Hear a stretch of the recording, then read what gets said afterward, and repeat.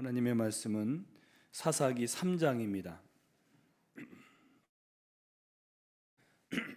사사기 3장 말씀을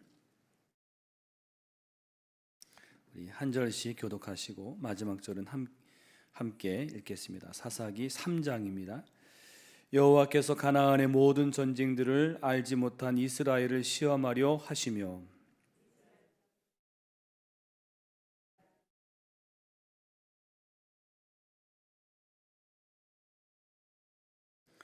블레셋의 5 군주들과 모든 가나안 족속과 시돈 족속과 바알 헤르몬 산에서부터 하맛 입구까지 레바논 산에 거주하는 히위 족속이라.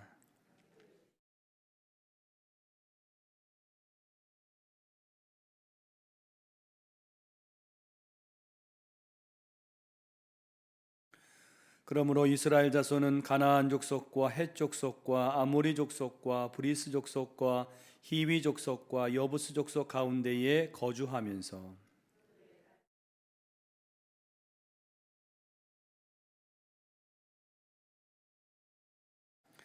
이스라엘 자손이 여호와의 목전에 악을 행하여 자기들의 하나님 여호와를 잊어버리고 바알들과 아세라들을 섬긴지라.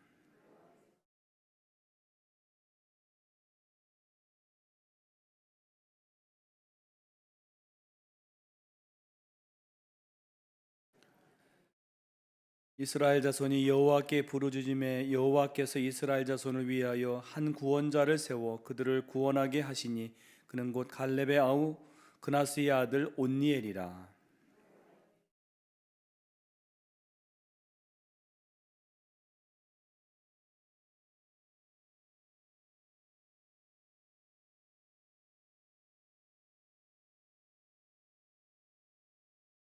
그 땅이 평온한 지 40년에 그나스의 아들 온니엘이 죽었더라.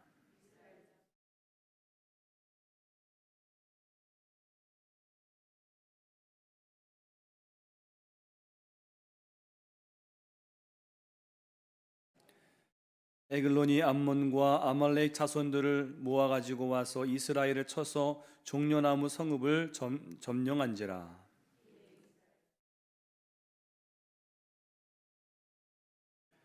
이스라엘 자손이 여호와께 부르짖음에 여호와께서 그들을 위하여 한 구원자를 세우셨으니 그는 곧 베냐민 사람 게라의 아들 왼손잡이 에훗이라. 이스라엘 자손이 그를 통하여 모압 왕 에글론에게 공물을 바칠 때에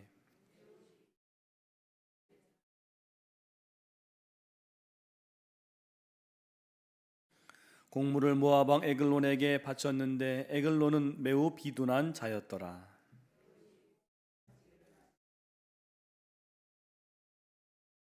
자기는 길갈 근처 돌 뜨는 곳에서부터 돌아와서 이르되 왕이여 내가 은밀한 일을 왕에게 아뢰려 하나이다 하니 왕이 명령하여 조용히 하라 하매 모셔 선자들이 다 물러간지라.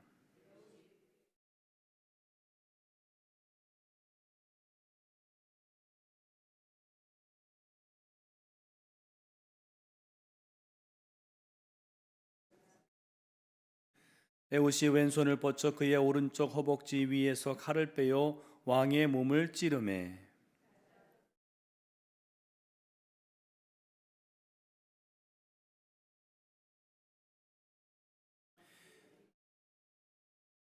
에훗이 현관에 나와서 다락문들을 뒤에서 닫아 잠그니라.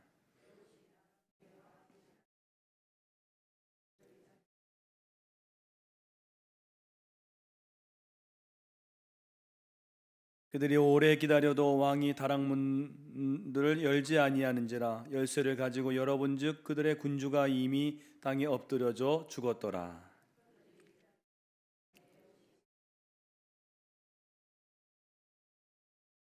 그가 이르러 에브라임 산지에서 나팔을 불매 이스라엘 자손이 산지에서 그를 따라 내려오니 에훗이 앞서가며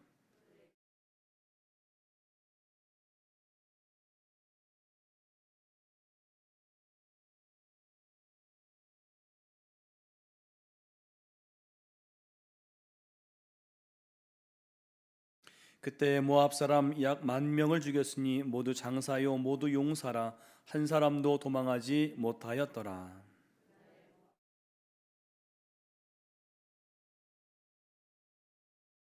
함께 읽습니다. 에훗 후에는 아나스의 아들 삼갈이 있어 소모는 막대기로 블레셋 사람이 600명을 죽였고 그도 이스라엘을 구원하였더라. 아멘. 할렐루야.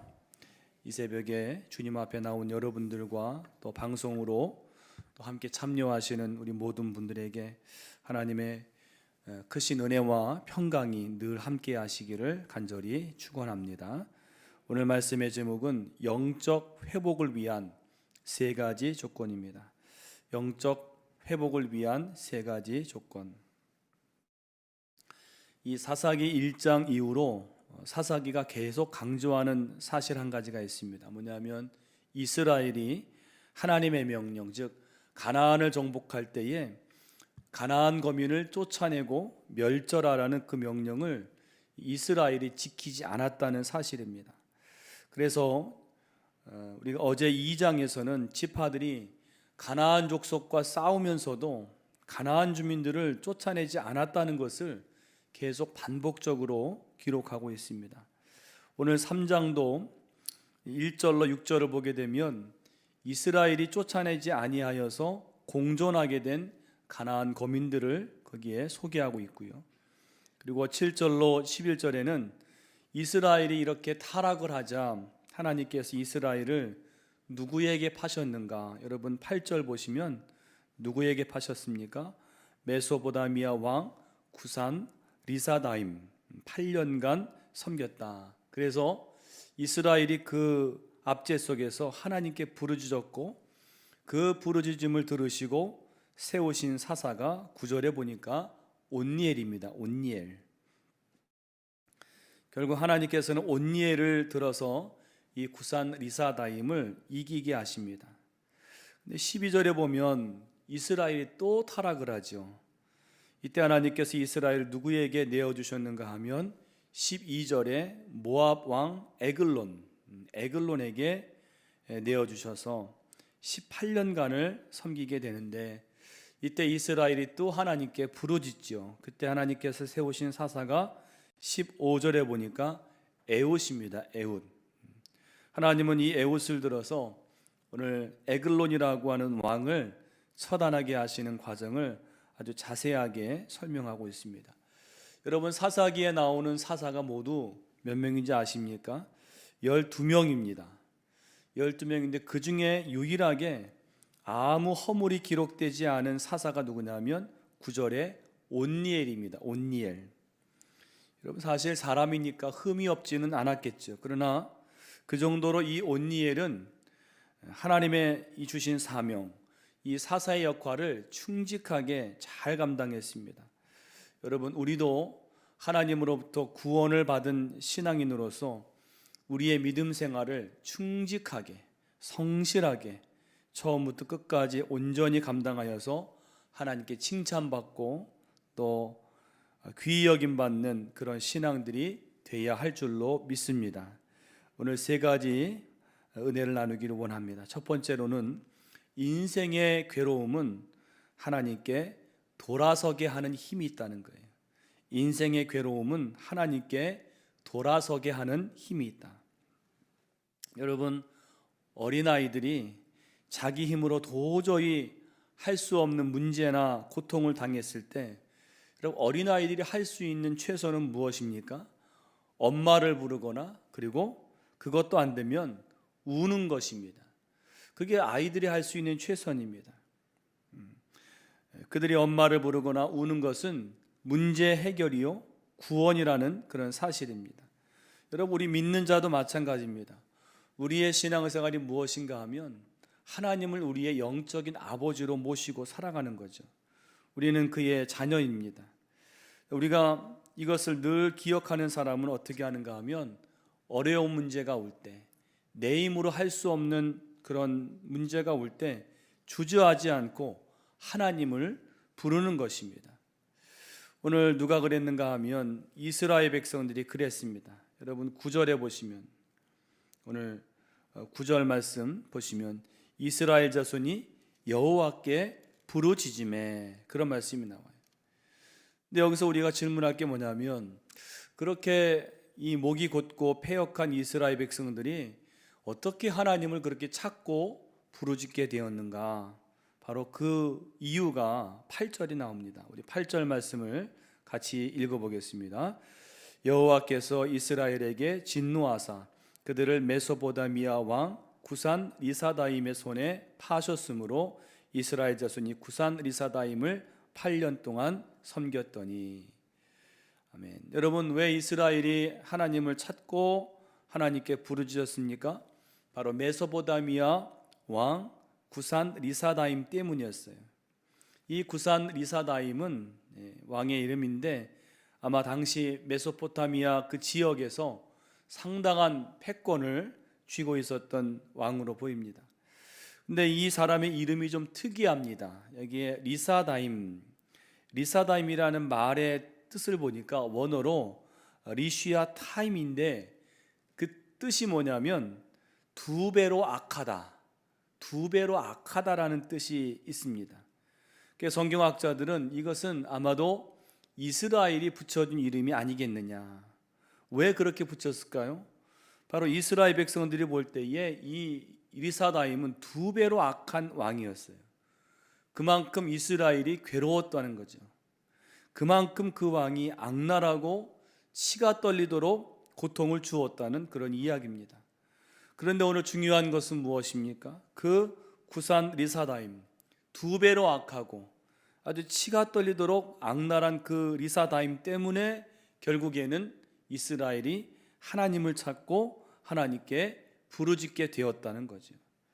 여러분, 오늘 우리 가운데 인생의 괴로움과 고통을 만나고 싶어하는 사람은 아무도 없습니다. 그러나 그를 통해서 우리가 얻는 유익이 있다면 그 고난과 고통과 괴로움을 통해서 하나님을 찾을 수 있다고 하는 사실을 우리는 기억해야 합니다.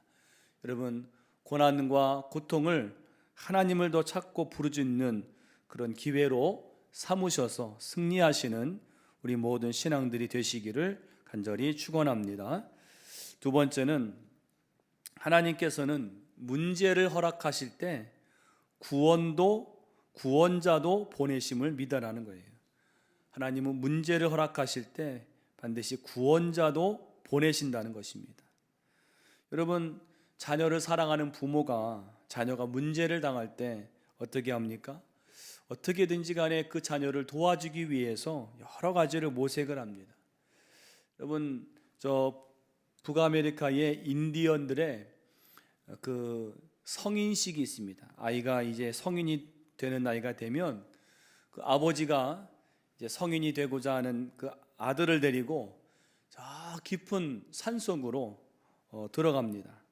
그리고는 그 깊은 산속에 이 아들을 그냥 혼자 두고 나오는 거죠. 그래서 이 깊은 산속에서 아이가 혼자 하룻밤을 보내는 것입니다. 그게 성인식입니다. 소녀는 너무나도 끔찍한 시간이죠. 아마 아버지가 아이를 두고 나올 때 아이의 그 소년의 눈은 두려움이 가득했을 것입니다. 그래도 그 아버지는 그 아이를 그 산속에 혼자 두고 나오는 거죠. 해가 지고 밤이 깊어집니다. 사방에서 맹수의 소리가 들리고 바스락거리는 소리, 그런 작은 소리에도 이 아들은 깜짝 놀랍니다. 너무 무섭죠. 너무 무서워서 눈물이 날 지경입니다. 그 무섭고 끔찍한 시간, 다 끝나지 않을 것 같은 시간이 그 밤을 지나서 드디어 먼덩이 터오는 것입니다. 근데 먼덩이 터올 때 이 소녀는, 이 아들은 다시 한번 놀라게 됩니다. 왜냐하면 웬 물체 하나가 자기 쪽을 계속 응시를 하고 있는 거예요. 여명이 밝아져서 그 물체가 확실해져서 보니까 다름 아닌 이 소년의 아버지가 서 있는 것입니다. 아버지는 아들을 떠난 게 아니라 밤새도록 소년 가까이에서 동상처럼 서서 혹시라도 당할 위험에 대비해서 창을 들고 서 있었던 것입니다. 여러분, 바로 이것이 우리 하나님 아버지의 모습을 잘 말해주고 있습니다. 하나님은 우리가 문제를 당하고 어려움을 당하여 눈물 짓고 괴로워할 때에 나 혼자인 것 같지만 하나님이 우리와 함께 하시고 그 문제를 우리에게 없애주시기보다는 우리 곁에 계셔서 우리를 구원할 수 있는 구원자를 우리에게 보내주신다는 것입니다. 오늘 구산 리사다임에게 팔려서 괴로움을 당한 이스라엘에게 하나님이 누구를 구원자로 보내셨는가? 여러분 9절 말씀을 같이 읽어보겠습니다. 9절입니다. 이스라엘 자손이 여호와께 부르짖음에 여호와께서 이스라엘 자손을 위하여 한 구원자를 세워 그들을 구원하게 하시니 그는 곧 갈렙의 아우 그나스의 아들 온니엘이라. 아멘. 여기 오늘 보니까 이스라엘 자손을 위하여 한 구원자를 세워서 그들을 구원하게 하셨다.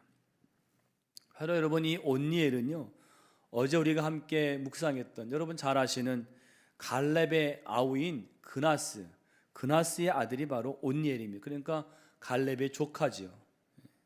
바로 이 온니엘이 하나님이 세우신 구원자가 되어서 이스라엘을 리사다임의 그 손에서 건져낸 것입니다. 오늘 저와 여러분에게도 이 새벽에 나와서 여러분들이 부르짖고 기도하는 소리를 하나님이 들으시고 구원의 손길을 베풀어 주시기를 간절히 축원합니다. 세 번째는 우리가 승리하기까지 성령이 도우신다는 거예요. 우리가 승리하기까지 성령이 도우신다. 여러분 하나님께서는 우리에게 우리의 구원을 위해서 예수님을 보내셨는데 또 한 분을 보내신 분이 계십니다. 누굴 보내셨는가 하면 성령을 보내셨어요. 예수님께서 이 땅의 사역을 감당하시고 올라가신 후에 그 약속하신 성령이 우리에게 임한 것입니다. 성령이 하는 역할이 뭘까요? 우리 곁에서 우리를 도우시고 생각나게 하시고 깨닫게 하시고 인도해 주시는 분이 바로 성령입니다. 여러분 야구에 보니까 야구팀에 감독만 있는 게 아니더라고요.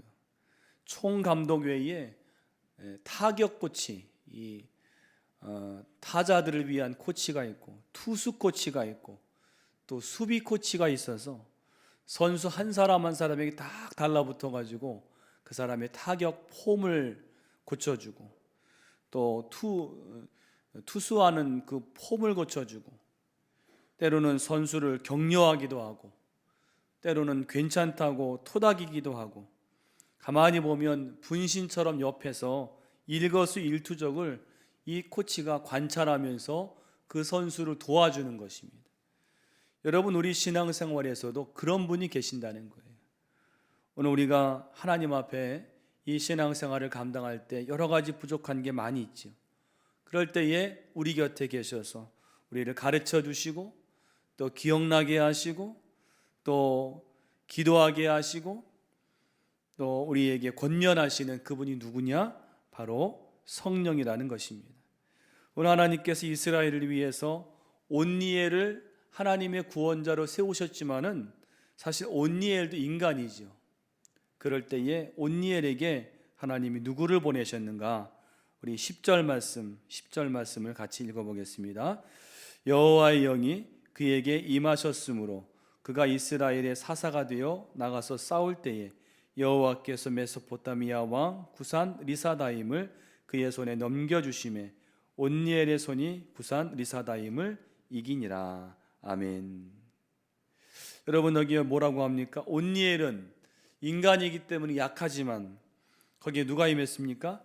하나님의 영, 성령이 그에게 임하셨다는 거예요. 그랬을 때 온니엘의 손이 구산 리사다임을 이겼더라.